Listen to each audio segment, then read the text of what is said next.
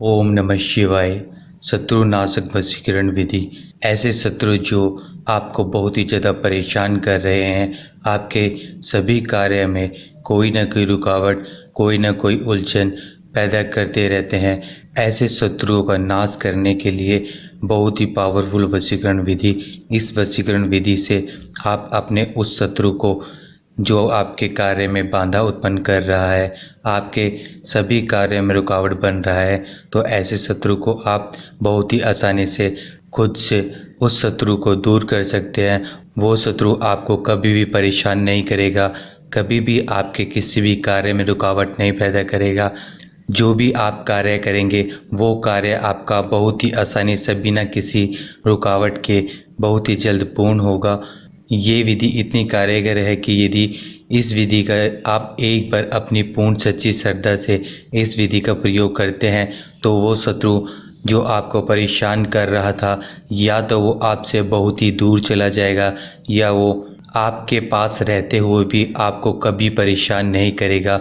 और इस विधि को पूर्ण करने के लिए आपको चाहिए साबुत हल्दी।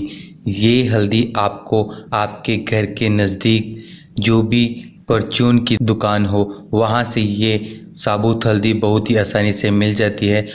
और आपको चाहिए लाल रंग का धागा, एक प्लेन पेपर, और आपको चाहिए एक पेन। इन सभी सामग्री को आप इकट्ठा कर लें। उससे पहले जो भी नए साधक साध्वी हमारे चैनल पर अभी नए हैं वो हमारे चैनल को पहले सब्सक्राइब कर लें, और साथ ही साथ आप बेल आइकन को दबाना ना भूलें, क्योंकि हम आपके लिए बहुत ही शक्तिशाली और कारगर वशीकरण विधि लेकर आते हैं, जिससे आप स्वयं इस विधि को अपने हाथ से करते हैं तो आपके सभी कार्य जरूर पूर्ण होंगे। यदि आपका कोई शत्रु आपको परेशान कर रहा है तो ही आप इस वशीकरण विधि का प्रयोग करें, अन्यथा किसी गलत कार्य के लिए आप इस विधि का प्रयोग ना करें। तो आपने इस विधि को पूर्ण करने के लिए क्या करना है, आप जो साबुत हल्दी आप खरीद कर लेकर आए हैं उस साबुत हल्दी को एक कटोरी पानी लें। उस कटोरी में आप इस साबुत हल्दी को आप रख दें, और रखने के बाद आपने इस पेन पेपर पर पहले आप इसे लिख लें।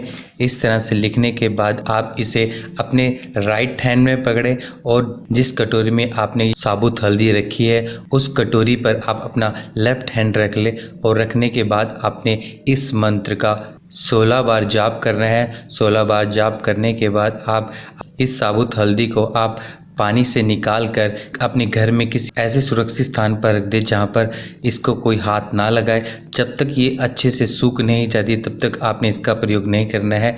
4 घंटे 5 घंटे बाद यदि ये जब अच्छे से सूख जाती है, जो आपने ये मंत्र लिखा था उसमें आपने इसको अच्छे से इस तरह से लपेट देना है। इस तरह से इसको लपेट दें। लपेटने के बाद जो आपने लाल रंग का धागा लिया था उस धागे से आपने इसे लपेट देना है। इस धागे से आपको इस तरह से लपेट देना है। ध्यान रहे आपने केवल इसमें 16 बार ही लपेटना है। 16 बार लपेटने के बाद आपने अपने शत्रु का नाम लेते हुए, शत्रु का ध्यान करते हुए आप इसे अपने घर से बाहर थोड़ी दूरी पर जो भी नीम का पेड़ हो उस नीम के पेड़ की जड़ में आप इसे ऐसे ही रखें। रखने के बाद आप सीधा अपने घर आए।